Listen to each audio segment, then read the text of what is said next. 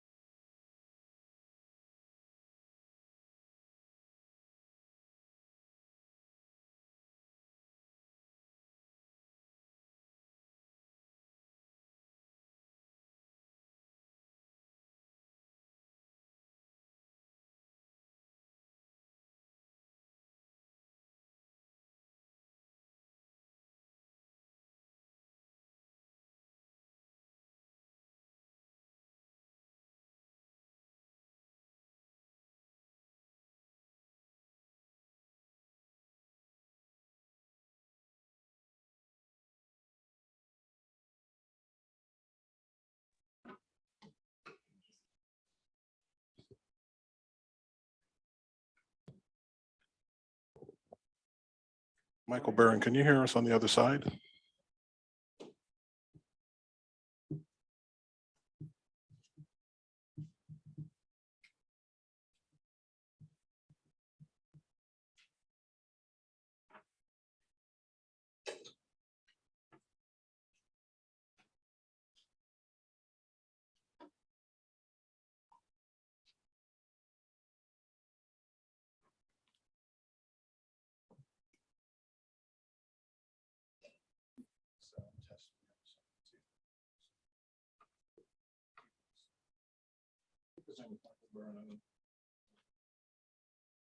Did you?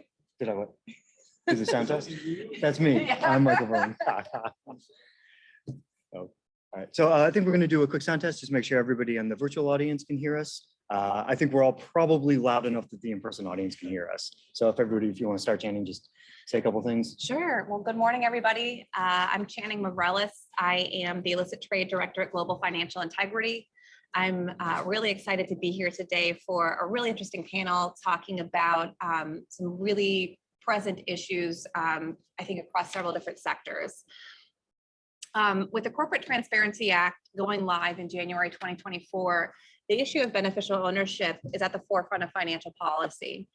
Related to this issue is vessel ownership, part of a broader requirement for financial institutions to recognize and monitor suspicious vessel behavior.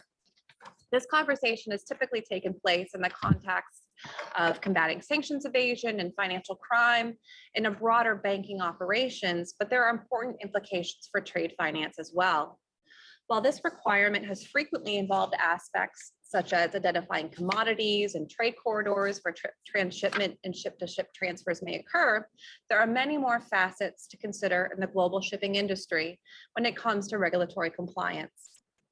We're here today to discuss the need for financial institutions to broaden their risk-based approach to include the review of a particular vessel's beneficial ownership in relation to its known compliance status, its flag state, and where ownership is domiciled, and its country of registration.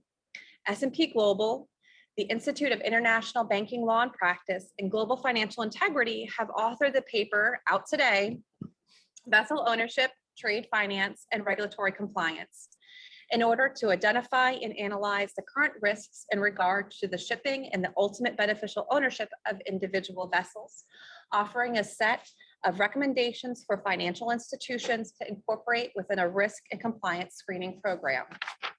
Using data provided by S&P Global Market Intelligence, the paper studied more than 68,000 vessels to determine whether or not vessel ownership was known, as well as assess regulatory compliance of each vessel. So today we have a really special panel, starting and going from, I guess, left to right for those looking at everybody. First, I have Michael Byrne.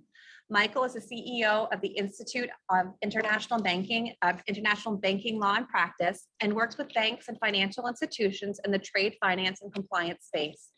Michael is an expert in trade finance and payments, managing payment and sanctions / TBML risk, and works closely with other industry groups and banks to improve trade and compliance practices.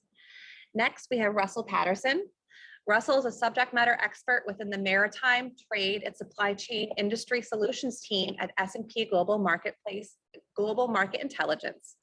Russell specializes in the area of international trade statistics. His extensive knowledge of the nuances of international reporting of import and export trade statistics, along with 25 years of experience in the industry, has made him a trusted voice within governments and with Fortune 100 companies around the world, as well as trade agencies, industry associations, consulting firms, law offices, and universities.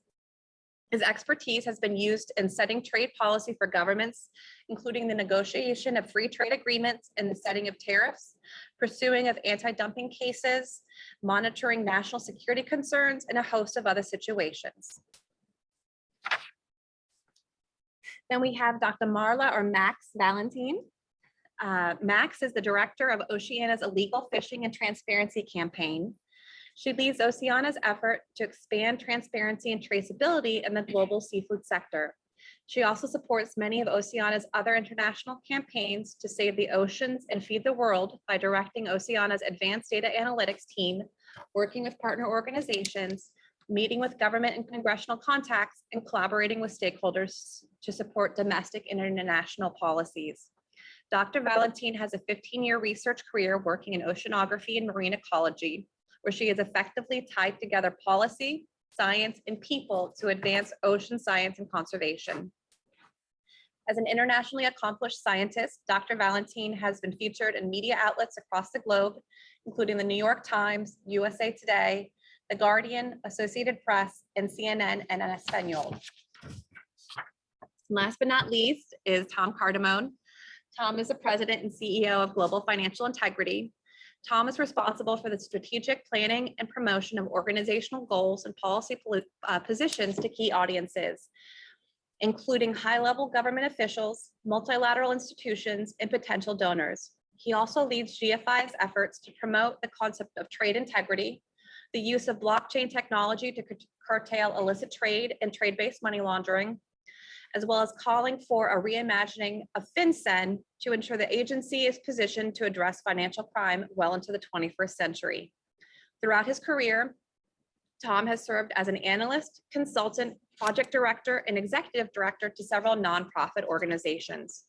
He has advocated numerous policy positions related to increasing global financial security and transparency through appearances on CNN, CNBC, Canadian Broadcasting, as well as the New York Times, Wall Street Journal, and Washington Post. Thank you all for being with us today. Thank you for having us. Perfect. So we're going to start with Michael and Russell. They're going to give us an overview of the paper, and let me hand it over to you all. Perfect. Great. Excellent. Well, first, I wanted to thank Miller and Chevalier for hosting us, and just a little background. One of the members, the partners here, is somebody that I went to elementary school with. He's not in the room right now. He's going to be down in a little bit, but Nate Langford. So thank you, Nate, and thank you, Miller and Chevalier, for having us. This is excellent, and we're excited to be here. So just a little bit of background on the paper. A couple of us, including Tom, were kicking around the idea of what other value can we really add to the conversation of transparency and shipping? And as we were working our way through, what data is out there, what are the types of information that would really help to drive this conversation, we also had some conversations with some different financial institutions, and one of them, in reviewing their own trade data, determined that one of the single biggest pieces of information that put the transaction in the walk away from, just walk away, don't stay away from them, was if they couldn't find the group owner of the vessel. And we were sort of talking, we thought, I wonder if that's true across the entire spectrum of vessel ownership. And that is literally right why we're here. Right. So Russell, if you want to do a quick spoiler and then we can dig in. Sure, sure, absolutely. So we were looking at about 68,000 ships around the world that were basically have an IMO number, are listing, our vessels that we were using, and we carried basically goods.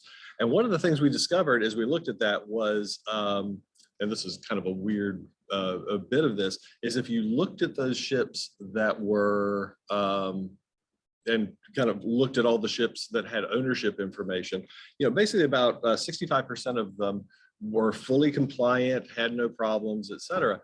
But if you began to look at the ships that didn't report, which was about 12%, did not report a group owner, you ended up with a much different number, a lot larger than we were expecting. Mike, what did you think? I mean, it was staggering. I think that all of us were surprised, including, people who've been in the business for a long time. That 12% is, there's a lot of numbers, and we don't have slides for this, but we're talking about 8,300 vessels do not have an owner listed, a group owner. We should probably take a quick step back and just explain why that could even be. Do you mind just kind of jumping in on worries. that? So the UN has a system by which larger ships are required to have an IMO number. And if you're not familiar with that, it's International Maritime Organization number. It is, think of it like the VIN number for your car. Okay, it is this number that goes with the vessel, no matter what its name is, no matter where it's registered, doesn't matter. This number goes with that ship for the lifetime of the ship. Well, in that process of registering for it, there's certain information that needs to be provided to the UN. And interestingly enough, one of those pieces of information is not ownership. So suddenly we discover that the IMO registration or process doesn't require ownership. And that's how we get 8,300 ships out of this 6,800 that don't have any ownership information reported. It's staggering, right? It really I mean, is. That I is mean, a staggering number. And it is also just, it's a fascinating thought that, that ownership information is not needed when registering a ship. That just seems like an oversight, and I'm not even sure why that would have come about.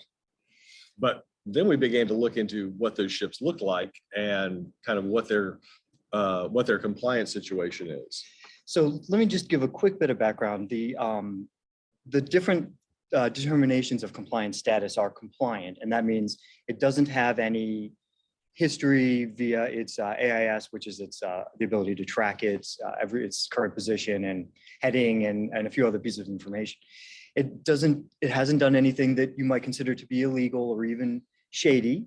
And it also, every vessel has to be flagged at a country. And so this, it says that the vessel has met all of the requirements of the country that it's flagged in, it's current in its payments and all that good stuff. And then it hasn't done anything risky. So that's a compliant vessel.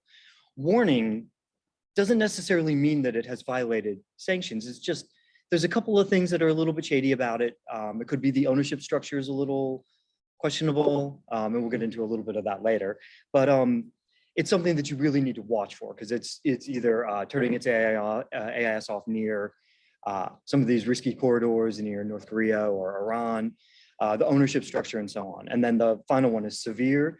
They are definitely a vessel that you need to just walk away from. They are either currently on the do not use list or will be soon.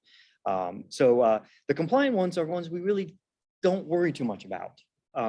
It's the ones with warning and severe status that matter. So I think so, and it's a lot of different data. So we actually printed it out, and you also make sure you download the white paper and have this chart handy. Which one do you want to cover first? So thank you.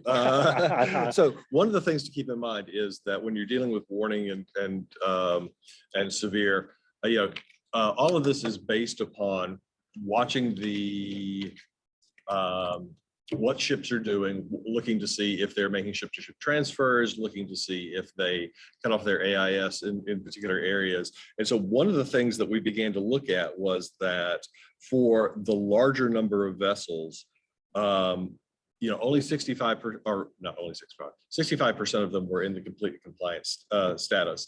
Again, the warning status doesn't mean they've done anything. That does mean that you should probably, it's according to your level of risk tolerance as to whether or not you would want to interact with the ship or the owner. And about 30% of all vessels are warning. Are warning, exactly. Which is staggering on its own. It is. And, some of those warnings are things like, maybe the ship owners are registered in a, are located in a location that is not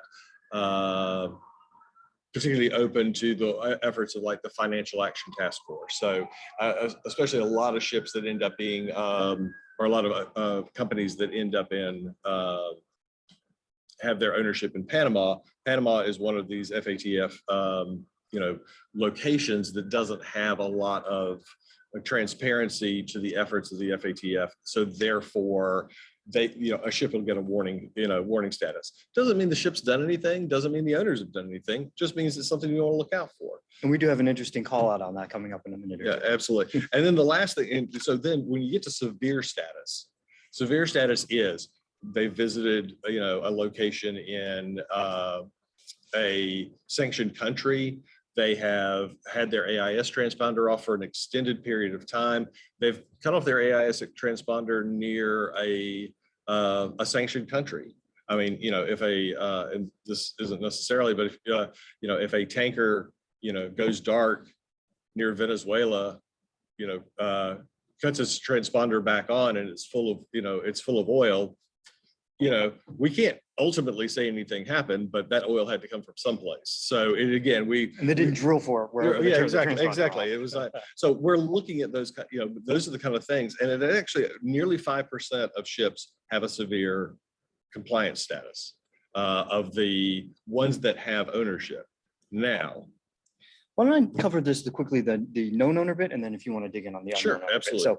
So we thought it was important to review both the known owner and the unknown owner, give us a real good comparison. And of the known owners with a warning and a severe status, because it can happen, just because you put your name out there doesn't mean you care.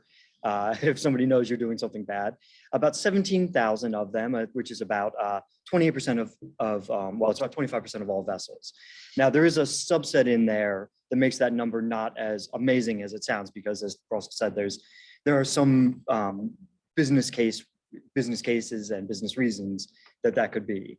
But at least the vessel owner is known, and the numbers are not nearly as bad. So let's get into the actual bad numbers. Yeah, so the bad numbers, this is where, you kind of feel like you've been leading up to this for a bit, but the bad numbers, the thing that is shocking about this, you look at unknown companies with no known beneficial owner, no known group owner for warning and for severe, you end up with 5,766 ships. And again, out of 8,300. Out of 8,000.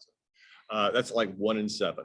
It ends up being 69.2% of the ships with no ownership listed are basically either have a warning or a severe compliance status. So 1 in 7. 1 in 7. So think of, Oh, sorry, 7 in 10. 7 out of 10. Sorry, 7 out of 10. 7 out of 10. So think about this for a second. If you have 10 water bottles in front of you and 7 of them are going to keep you up at night because it's going to give you stomach flu, you're probably not drinking water out of that selection. I'll move my water bottle Yeah, away. exactly. Slide that away. Slide that away. But just think about that for a second. And so, from a financial standpoint, from anybody who is interacting in this area, this is kind of information where it's like, if you can't find an unknown owner, Michael said it earlier, walk away. Again, that just has that feel for, it feels too risky to get involved with. I know we're going to be short on time pretty soon. So let me just cover the one interesting case with Panama, what we found going through the data, and these are with known owners. The business reason that there are some vessels with a known owner, it's the company that owns it is listed, but still appear with the warning is that we ran through and we found that there are 7 countries, and I can go through them. There's the People's Republic of China, Taiwan, Singapore, Japan, South Korea, Hong Kong, and Vietnam. Those 7 countries represent something like 90-something% of all of those vessels. And what it is they are owned by one of these countries in APAC, but the registered owner of the vessel is in Panama. They did it, number one, because if for Japan, for example, if it's registered in Japan, you must use a Japanese citizen captain. The crew must be primarily Japanese, and they cost more. And the third one is if your vessel is registered in Panama, you get a little bit of a discount to use the canal. So we dug in a little further, and the vast majority of those vessels are of the right DWT, the right size to go through the Panama Canal. And then a further investigation shows that they basically go from the Asia Pacific to the Americas. So the business case is they're bringing goods back and forth, and they're going to save a few bucks by having it registered somewhere else. Good or bad is a different conversation, but at least we can find the address of the company that owns it. Absolutely, absolutely. So I think that's really the biggest stuff. I mean, I think that financial institutions, and we'll get to it, and Tom is going to wrap us all up with a great set of recommendations, but financial institutions should be very weary of having goods that they finance on a vessel with an unknown owner. 7 and 10% of 70% of the time, bad news. You just need to walk away. So I think with that, we're good. Right? Right, Absolutely, that's yeah. a really kind of, as you said, it's very staggering figures that have serious, implications. I want to turn it over to Max now. I'd like to hear your perspective coming from Oceana about the relationship between vessel ownership and illegal, unreported, and unregulated, or IUU fishing. Yes, good morning, everyone. I'm so glad to be here today to address an issue that is not only crucial to the health of our oceans, but also has far-reaching consequences for millions of people around the world. Illegal, unreported, and unregulated fishing, or IUU fishing. This is one of the greatest global environmental threats to the ocean. It undermines coastal communities and food security. It's destabilizing the security of maritime states. It disadvantages honest fishermen, and it drives human trafficking, forced labor, and other human rights abuses in the global seafood supply chain. To meet the ever-growing demand for seafood, distant water fishing vessels are traveling farther and for longer periods of time away from their national waters.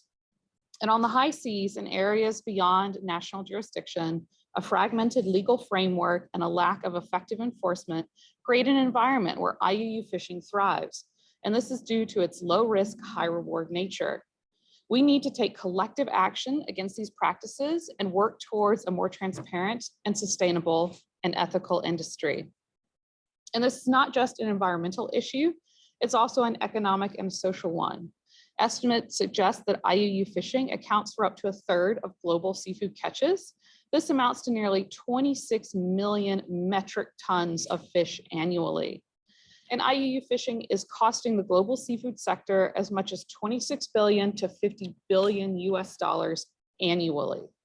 In 2019 alone, the United States imported an estimated $2.4 billion worth of seafood derived from these activities.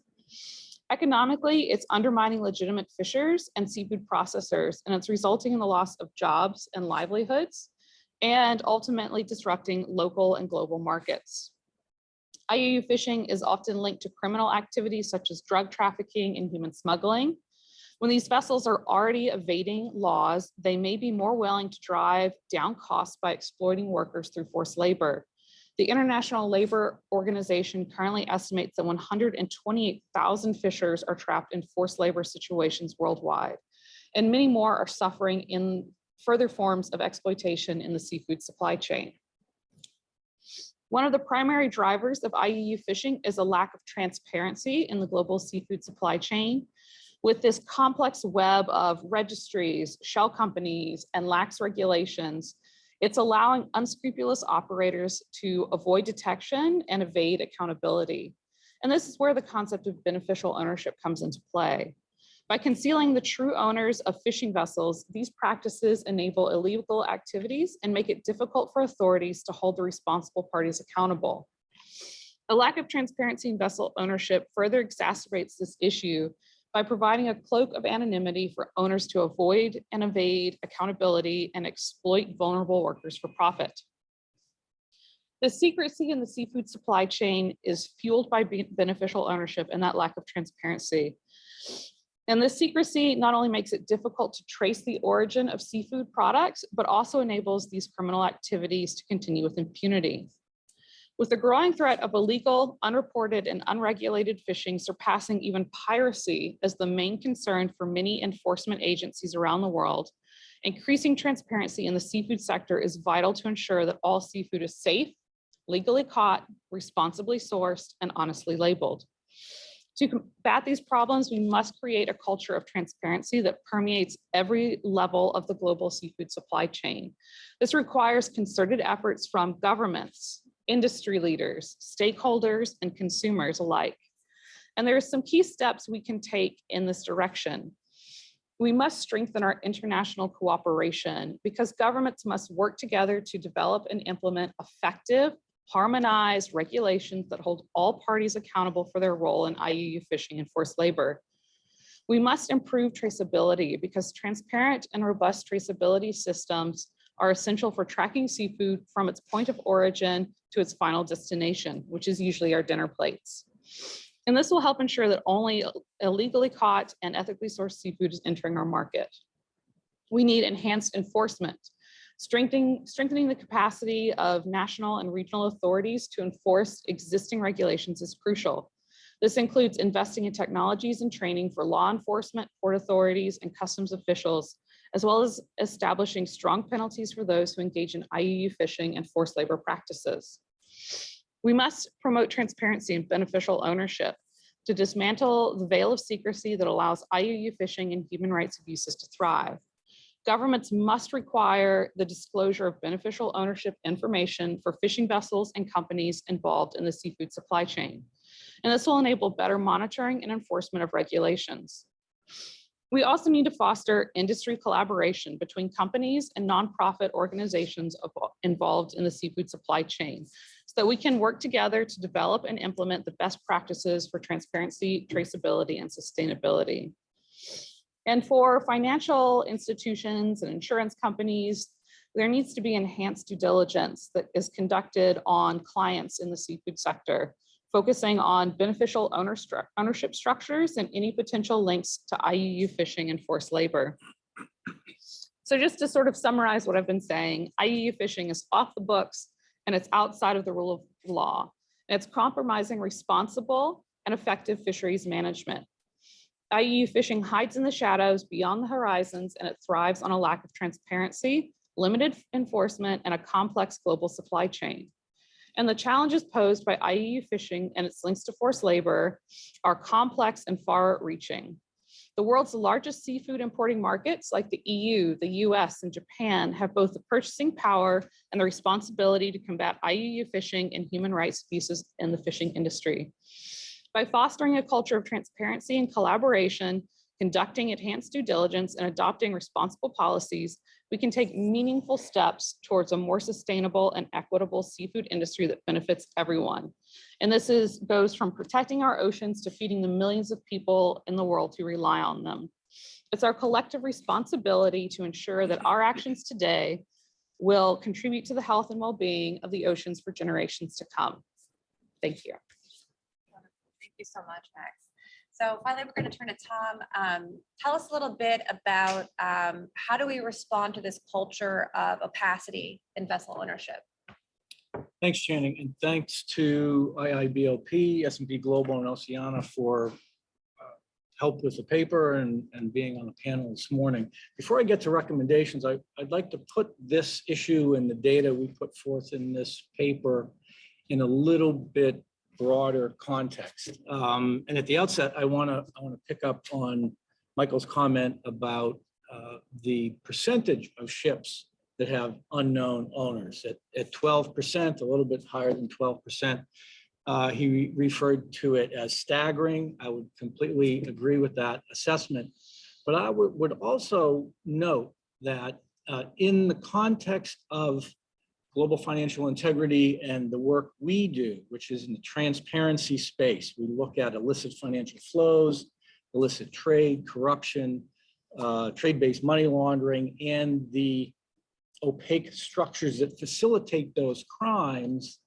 The way we and the organizations we collaborate with define transparent ownership is that you get down to the individual or individuals who actually own and profit from a company.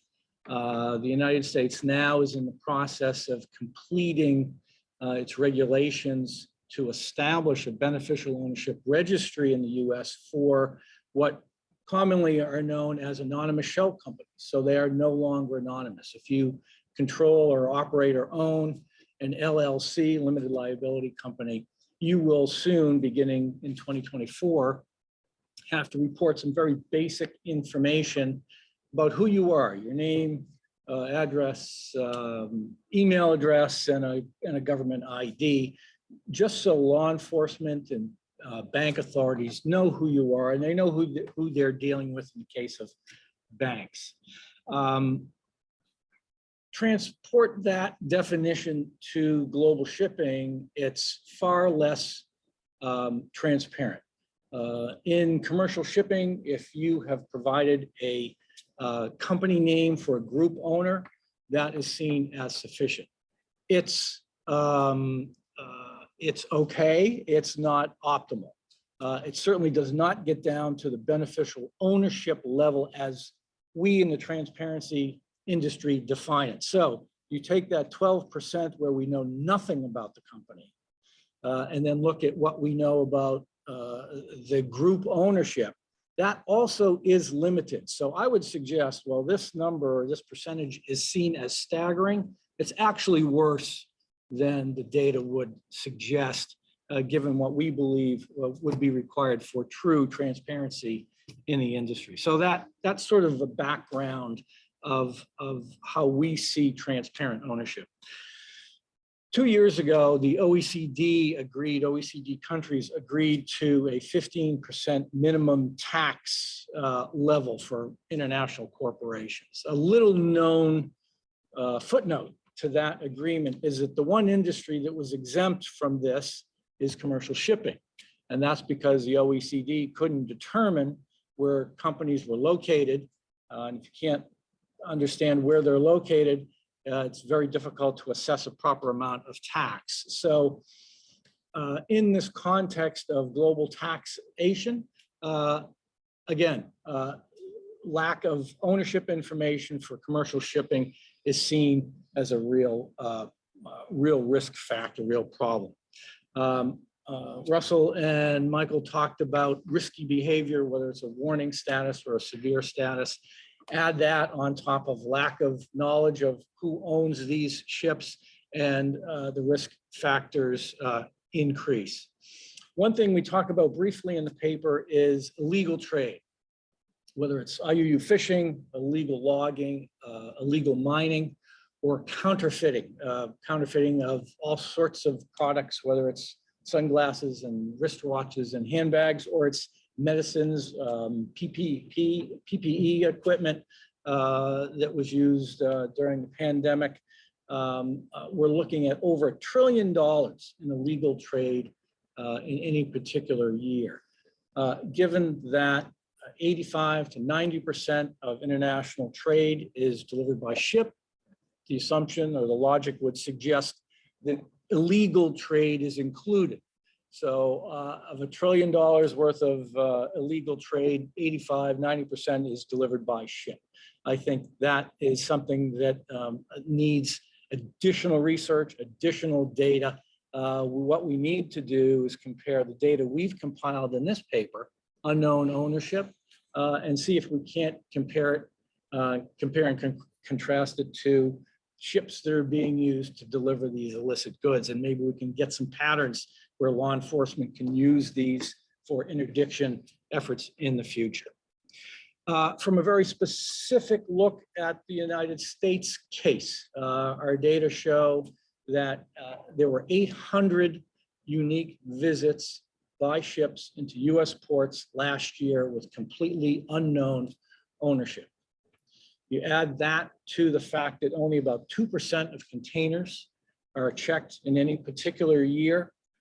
You add that on top of ships that have risky behavior of one form or another, and the risks pile on top of one another, on top of another, creating port security, US national security. I really think that this is an issue for national security, as well as all the ill effects that we heard Max talking about, human trafficking, drug trafficking, and so on and so forth. So connecting back to Channing's introduction, what do we do about it? In the paper, we have several recommendations.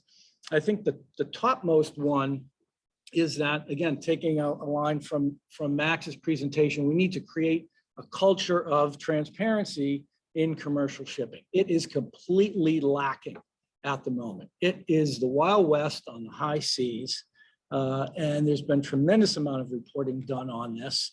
And I think the data now is really beginning to bear it out. So we need to create this new culture. I think commercial shipping needs to embrace this idea of what beneficial ownership actually means. And I think that financial institutions that finance international trade transactions, insurance companies that insure commercial ships have to be at the forefront of this effort to create this new culture of transparency in ship ownership. So that's one, we have to create this new global norm in the industry. Two, as a continuation of that, we believe that there should be a beneficial ownership registry for commercial shipping that would be operated by the International Maritime Organization. Over the last several years, more than 100 governments have committed to creating a beneficial ownership registry in their particular jurisdictions. And that is based on the definition I used earlier. Who are the individuals who control and profit from the operation of a particular company? We believe, given the data here and the amount of opacity known in the industry, that there should be a completely separate registry just for commercial shipping. And the last point I'll make is, again, looking at the US case, given that there were 800 visits to US ports last year by ships with no known owner, Customs and Border Protection should not wait for a global beneficial ownership registry for commercial shipping. They should begin immediately requiring beneficial ownership registry to allow ships into US waters. What we don't know can hurt us. Port security is a significant challenge for law enforcement. Interdicting illicit goods of all types is a 24/7 effort by CBP. And knowing who is coming in, who owns the ship coming into US waters can only help law enforcement. This culture of transparency can only help mitigate risk for insurance companies, financial institutions. It makes sense from a business practice, knowing who you're dealing with, who you're doing business with. So these are the most critical recommendations we have, and we think it's would definitely help reduce crime, reduce risk. And I'll leave it at that. Thank you. Great, Tom. I think I'm going to take a thread just from what you just mentioned and turn to Michael. Coming from the Institute of International Banking Law and Practice, what should banks and financial institutions do to mitigate some of these risks that have been discussed? Perfect. So some of the banks are in a paper that we released with S&P Global a couple of years ago, I guess it was a year ago, had interviewed a number of banks to see what they were doing in response to the US OFAC's 2020 guidelines on shipping and vessel tracking. And I think a lot of the financial institutions aren't exactly sure what to do. And I think a lot of them have conducted a lot of research, they've asked a lot of questions, and very rarely have they actually put anything into place. They're still reviewing. And I think one of the things that made doing this paper really interesting is if you are a large global bank, there's a lot you need to do. But if you're some of these smaller regional banks and you don't have the budgets of a JP Morgan, I think we have presented a very strong case that if you can do a search, find that you don't see the name of the owner, just walk away. Just tell them it's got goods have to be on a different vessel. You can write that into your contracts, into your sales deals. And I think it would be a really simple thing for banks to do, but they need to move forward and begin implementing a lot of what they have been thinking about implementing when it comes to not letting your goods be on a risky vessel. Perfect. Russell, kind of taking a broader look at this, what do we feel from our discussion today, from the report, is the biggest takeaway? I think probably our largest, I think the main point to take away from this is there is more going on than is maybe available to look at just on the surface, that there is work to be done. But from this particular, this particular effort, it's definitely the fact that we have to look at factors beyond just compliance to see what's going on, and to look at things like whether or not owners are available for the particular ships that are being used in particular transactions. We have to look beyond just the normal factors that we would look at and dig a little further if we're going to begin to see real change. That's perfect. Definitely the need to push ourselves to seek more information. 100%. Max, narrowing in on this and on the IU aspect of this, we're talking kind of broadly about what the financial sector can do, but what can we talk about the market states? What can they do to combat IUU fishing? Import control schemes are really critical to ensuring that the products of IUU fishing and forced labor are not making their way onto our dinner plates. And several major market states are starting to make strides on this particular issue. The EU is the furthest along. They have a carding system in place that after a certain period of time, if a country hasn't met their criteria, imports from that country are blocked. The US has a seafood import monitoring program, but this program is still fairly weak and only covers about 40% of the seafood coming into the US. But now Japan, Australia, Canada, even Mexico are starting to develop their own import screens. That means we can track that seafood from the boat to your plate. And knowing the beneficial ownership of the fishing vessels the transshipment vessel, any of the cargo vessels that move it from country to country will be critical to make sure that we're able to make sure that seafood is traceable. Perfect. Kind of on that thread then with Tom, you provided kind of 3 large recommendations for us. How do we actually accomplish these recommendations that you've discussed? Well, I think given the risk to the US, port security, the issue of transnational crime, counterfeiting, IP protection, I think the US could take a leadership role in creating this culture of transparency as we've discussed it. So that would mean educating Congress about the risks, educating CBP and Homeland Security about the risks, the Coast Guard probably perhaps as well. So there's a broad understanding in the government about what they're actually facing and what this paper actually provides, and understanding that this is our first toe in the water, so to speak. There's much more research we could probably be doing. So I think the first step is an educational effort in the US per se. If the US understands the risk and then begins to require beneficial ownership information from commercial shipping, the US government holds a lot of weight, whether that's within the context of the G7, G20, OECD, or just a US, UK, EU sort of triangle of partnership, could really move this issue fairly quickly, I believe. And I think that would be the best way forward, to see if we can get the US government to understand what needs to get done and see if we can get some traction on that. That's excellent. So we have about 18 minutes left. I'm going to turn and see what questions we have from the audience. We have a couple. First one's a two-parter from anonymous, unknown question. That's not right. Where's the transparency? First, what is, I don't know if we were clear, what is the data source for our vessel ownership and risk assessment? And if it's a third party, what's their source? Oh, sure, I can jump in on that. So the data came from S&P Global.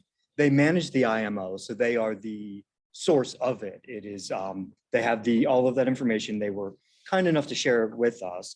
And all we did, and actually what made this paper so great to write is, there's almost no guesswork. There's almost no speculation. It's just data. You can see it. You can see the charts and graphs. The numbers are the numbers.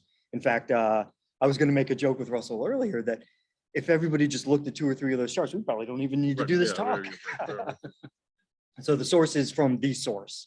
I think that answers that part, right? The second part is, and it's interesting, what is the process when there is a change in ownership of a vessel? Who's notified? What is that information?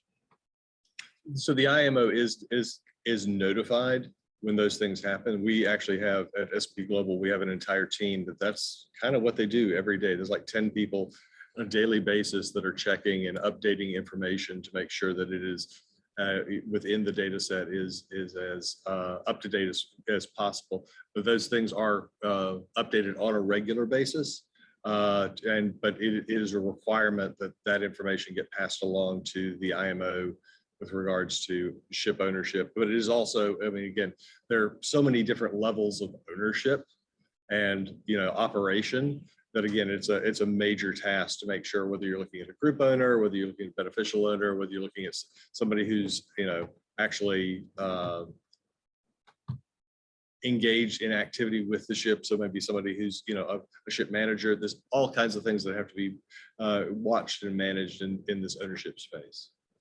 And I should say, when we were trying to determine which of the data would be the most relevant in terms of the multi-tiered ownership structure, we reviewed it, ran a couple of different calculations, and determined that the most relevant would be, of course, the ultimate, group owner of it, which is when listed, the company that ultimately profits from whatever happens with the vessel. So the registered owner is good to know, and most of the time it is, because most countries will require at least a registered owner, except a few of the North Korea and so on.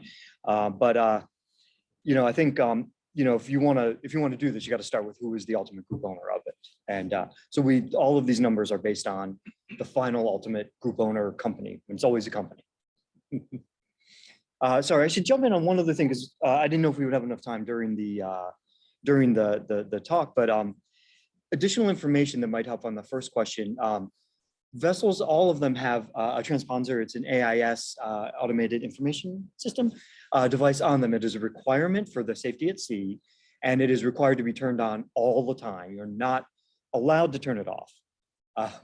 Unfortunately, many, well, some ships do, certainly potentially 12% of vessels do.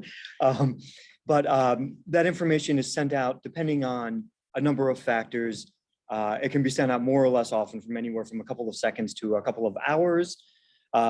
If they are anchored off of a port waiting for their turn to go in and unload their goods, it might be every 24 hours that it is sent out, but the data is constantly sent. It is tracked by satellites all around the coast, all around the world. Every single country has them. S&P Global own and operate a number of those terrestrial or land-based antennas that collect the data, but because the ships that broadcast it, anybody can pick it up with a certain receiver. Other organizations offer it as well. So the data to determine if a vessel has done risky behavior, if they have potentially delivered goods and or oil to or from certain countries, is a calculated guess based on the historical data of the ship. Has it gone off in certain places and come on other places? And it didn't just sort of float there. Is it the behavior that they do every year? There's a number of vessels we have tracked that do, these sort of big global treks from Asia through the Suez Canal up through the Mediterranean, turn it off in the Atlantic and turn it back on somewhere else 30 days later. So there's a lot of data that goes into these calculations. It isn't as simple as, I think that one is, it's got a weird owner, that's it. We're looking at the behavior, we're looking at where it has been over the entire life that the vessel would literally, from the second it goes in the water after it's made. So the data is excellent. It is there, we have it, and we use it to make sure that the information we present in this and our other papers is accurate. Right. Yep, we have another question from Diana from Lloyd's Bank, New York. Hi, Diana. You mentioned when this paper will come out, and besides Mike from the IIBLP, who else worked on it? And will there be other events or talks like this she'd like to refer colleagues? Perfect. I can start, I guess. So it was the four really primary authors of this were myself, were Tom, Byron McKinney from IHS Markit based in London, who couldn't get over here, and Matt, who's reading the questions out. So it was, we were trying to present data that was going to be usable in bite-sized chunks and not 100-page, 300-page paper that no one's going to look at.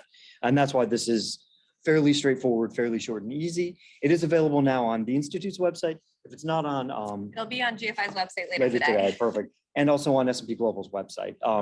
What we can do is send a link out on the chat as soon as we're done here. And then for everyone who's registered, we will also send a link after the session is over. This will be covered at plenty of other events, I am sure. Certainly every event we do, I'm sure many of the events that GFI does and S&P partner with us on a number of events as well. So And we're recording this, right? yeah, and this is available. Yeah. Yeah. So I know we'll try to get this up on the GFI website at least, and I'm sure. Yeah, and we'll have it up as well, yeah, all of us. the other partners will have it available as well. Yeah, so definitely, Diana, and great to hear from you. And I'm glad you guys could join. I've been on with Diana a lot in the last few weeks. Please, have your colleagues watch the recording. Perfect. Yeah, go ahead. So one Yeah. from Selma. This is an interesting question. If a ship turns off its transponder AIS, are there any ramifications, regulatory or otherwise, for the owner? Not particularly. I mean, again, it is legally required, or it is required as, I mean, basically the AIS is designed as an anti-collision device. Basically having your transponder on. Think about the Titanic. Yeah, right. I don't think the iceberg had an AIS, No. but it's possible. Sure. It's like, it was another time, who knows? But yeah, no, but that's what it's designed for. It's a safety regulation. The fact that tracking of ships is possible because the AIS transponder exists is a happy thing that we can continue to do. The issue I think that comes in is there isn't really, that I'm aware of, any ramifications when they cut it off. And again, what we're talking about here, if there's no group owner established in the information anyway, then obviously there wouldn't be any ramifications for it. I want to quick bring Max in on the discussion of this. You know, this, we're talking about this kind of in terms of kind of shipping vessels and larger commercial vessels, but how do we see this action of turning off the AIS in terms of IUU fishing? You know, how common is this, and is this kind of a red flag indicator?